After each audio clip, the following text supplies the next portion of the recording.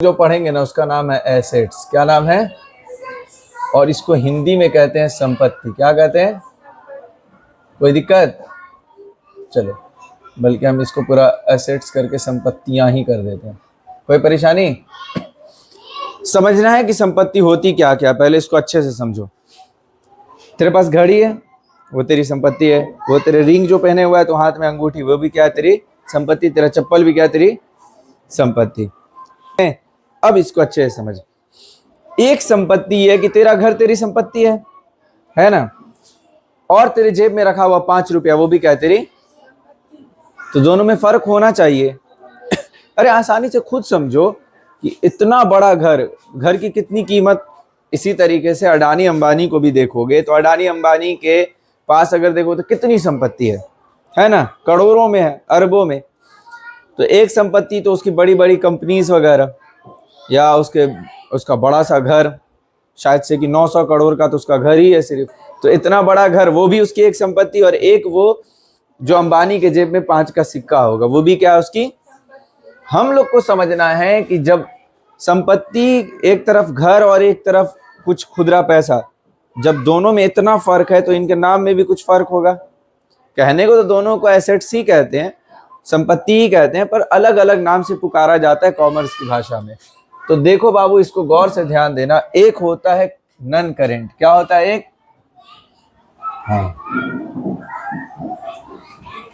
एक होता है नन करेंट एसेट्स। कोई दिक्कत? हाँ, जिसको हिंदी में हम लोग कहते हैं गैर।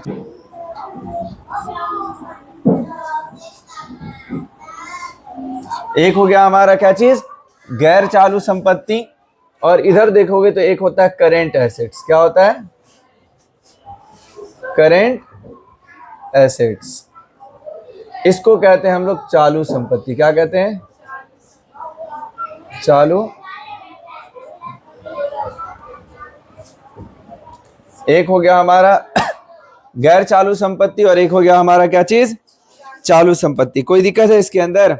नहीं। चलिए अब काम पे ध्यान देंगे। नन करेंट एसेट्स वो होता है जो लंबे समय तक के लिए हमारे पास हो। क्या हो? लंबे समय तक के लिए।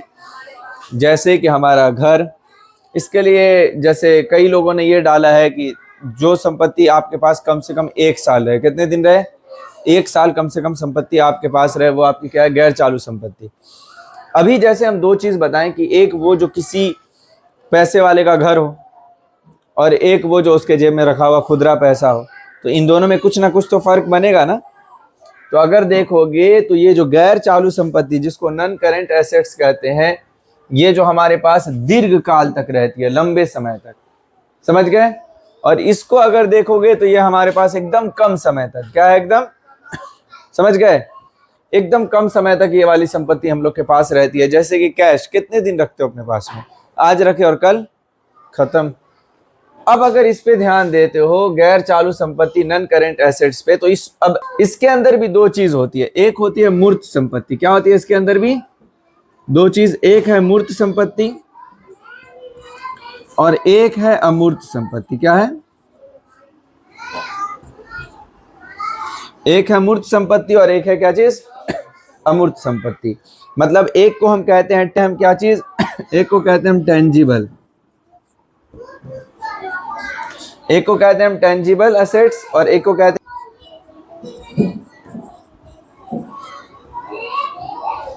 एक हो गया हमारा टेंजिबल एसेट्स और एक हो गया हमारा क्या? Intangible assets. कोई परेशानी? इसमें कोई दिक्कत नहीं ना है। अब अगर गौर से देखोगे तो ये जो हमारी मूर्त संपत्ति होती है, ये होती है दिखने वाली। क्या चीज? हाँ, दिखने वाली। और ये वाली जो संपत्ति होती है हमारी इंटेंजिबल एसेट्स, ये होती है ना दिखने वाली। क्या चीज?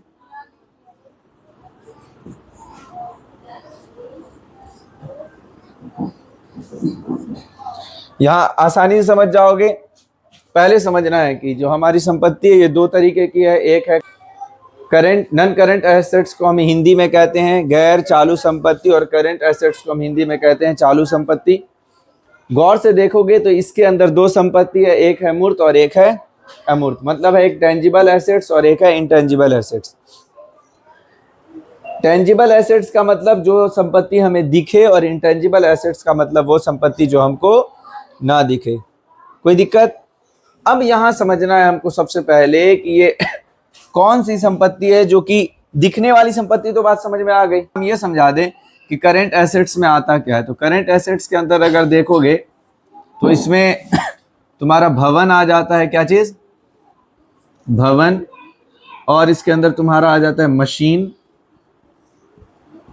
और इसमें तुम्हारा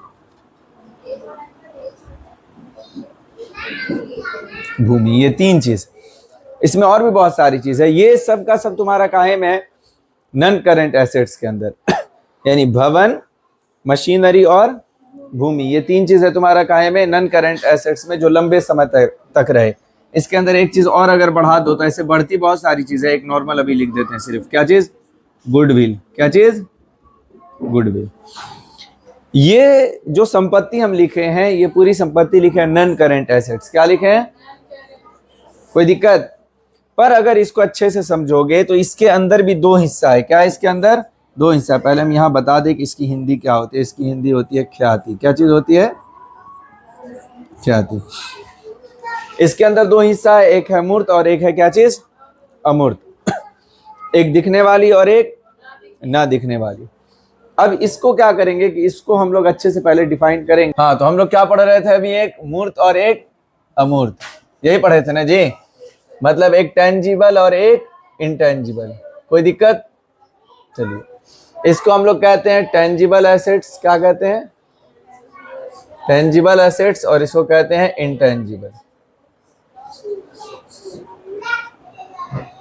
कोई दिक्कत? अब अगर गौर से देखेगा तो एक चीज पढ़े हम लोग। क्या चीज? टेंजिबल और एक इंटेंजिबल। इसके बारे में लिख दिए थे। एक है दिखने वाली संपत्ति और एक है ना दिखने वाली संपत्ति। अब हम लोग को देखना है कि कौन कौन सी संपत्ति ऐसी है जो दिखने वाली है और कौन कौन सी ऐसी संपत्ति है जो नहीं दिखने वाली है। इसमें अगर एक चीज को समझेंगे तो ये पूरी की पूरी संपत्ति नॉन करंट एसेट्स है, लंबे समय के लिए जो है गैर चालू संपत्ति। अगर एग्जाम्पल देखते हैं हम लोग इसका,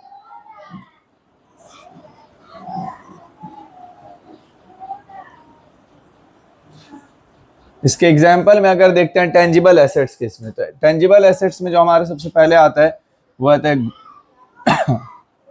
लैंड। क्या चीज? मतलब की भूमि, मतलब की जमीन। क्या चीज? दूसरे पे देखिएगा अगर इसके अंदर, तो दूसरे नंबर पे है इसमें मशीनरी। क्या चीज? आप जो अपनी कंपनीज वगैरह में मशीन वगैरह का इस्तेमाल करते हैं वो। तीसरे पे अगर जाइएगा इसके अंदर, तो आपका फर्नीचर जो आप अपने घर पे यूज करते हैं। क्या चीज? फर्नीचर। और चीजों में देखिएगा तो आपकी बिल्डिंग।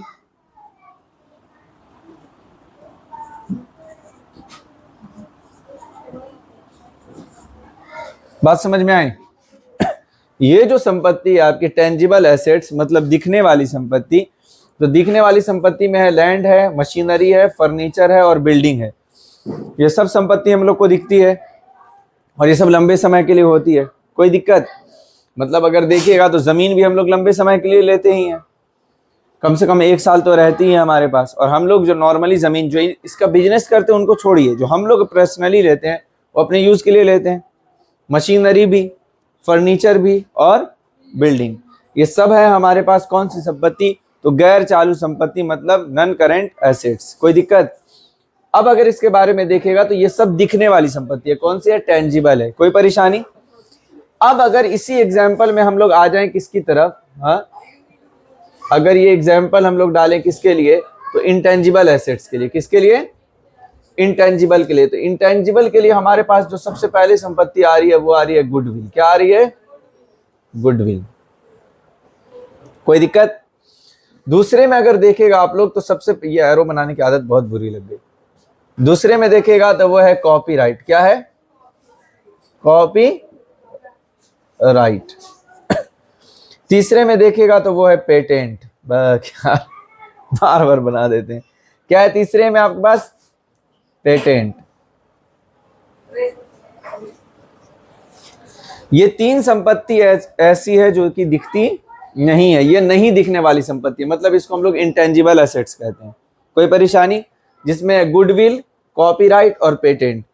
इन संपत्तियों को समझाने की तो जरूरत नहीं है, पर इन संपत्तियों को क्या करना पड़ेगा, हमको पहले समझाना पड़ेगा। ये जितने एसेट्स हैं इसको क्या करना पड़ेगा, हमको अच्छे से समझाना पड़ेगा। हाँ, एक और जहन में आया कि इसमें एक संपत्ति और है, उसको हम लोग कहते हैं ट्रेडमार्क। क्या कहते हैं?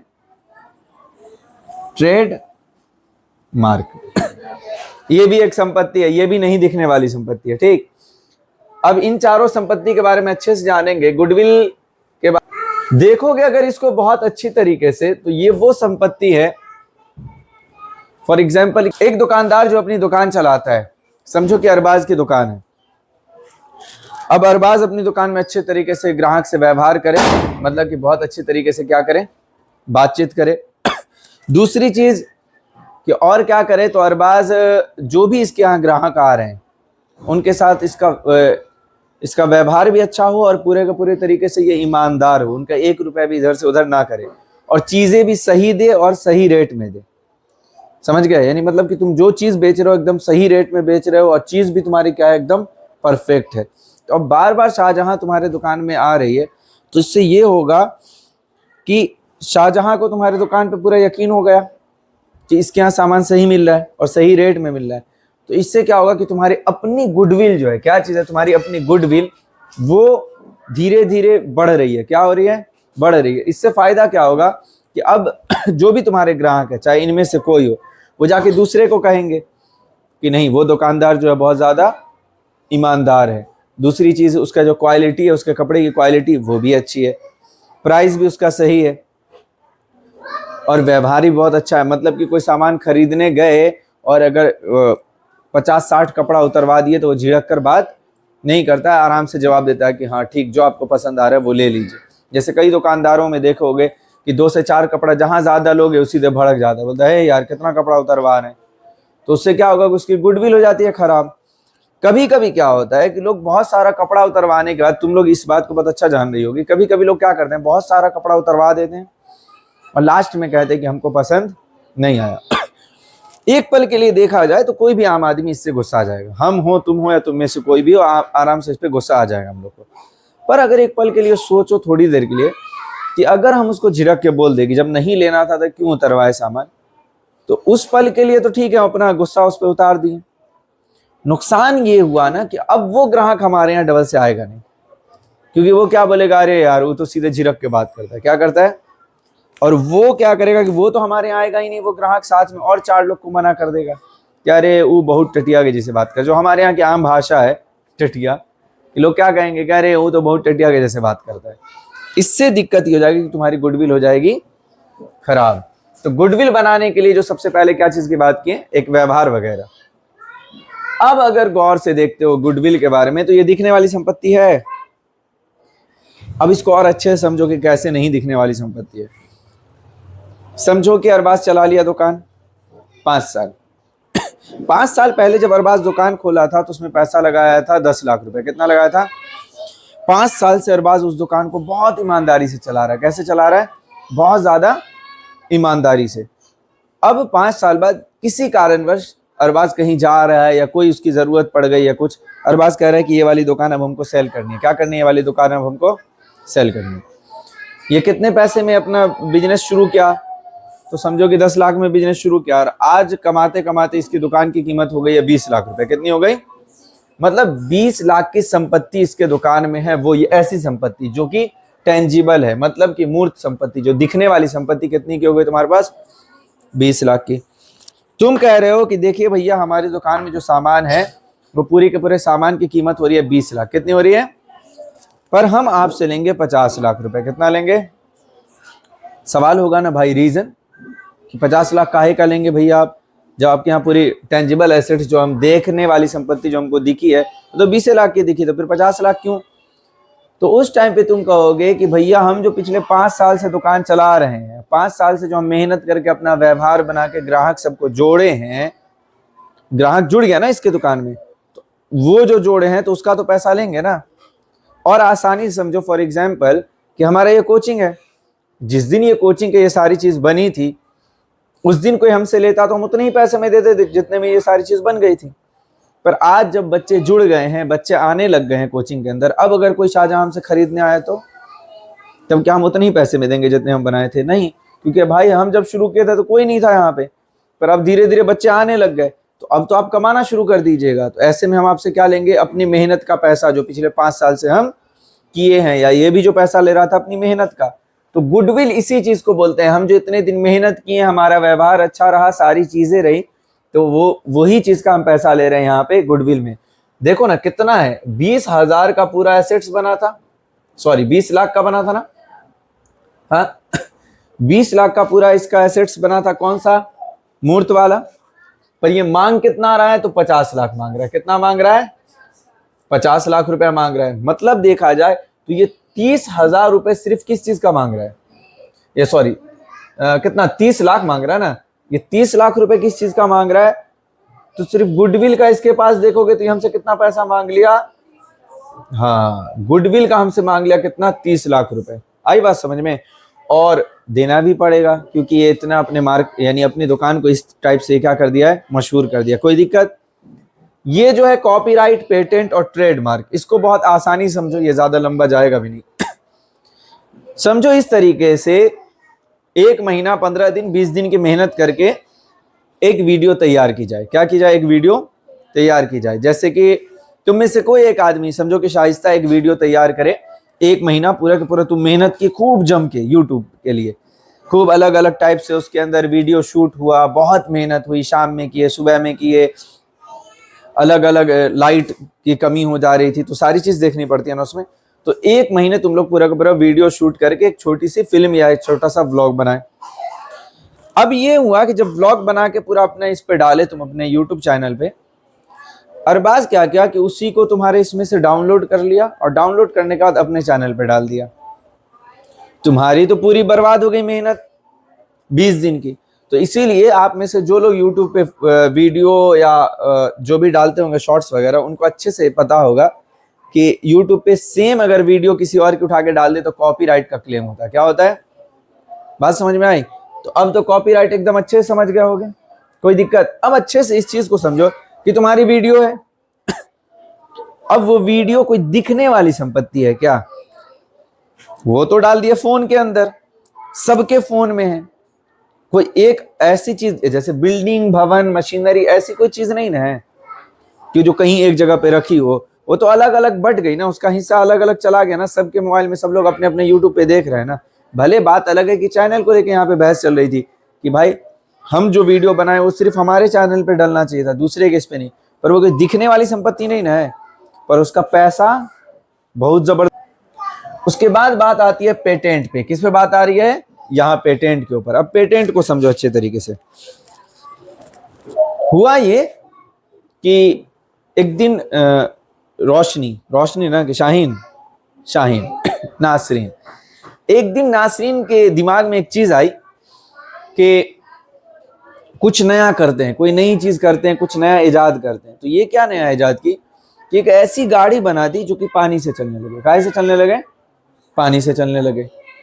अब अगर गौर से देखो तो इस दौर में जब पेट्रोल की कीमत आसमान छू रही है, और अगर कोई आदमी ऐसी गाड़ी बना दे जो कि काहे से चले? पानी से, तो हर कंपनी क्या चाहेगी कि यार ये जो इसका फॉर्मूला है पानी से गाड़ी चलने वाला, ये फॉर्मूला क्या करें, हमको दे दे। समझ गए?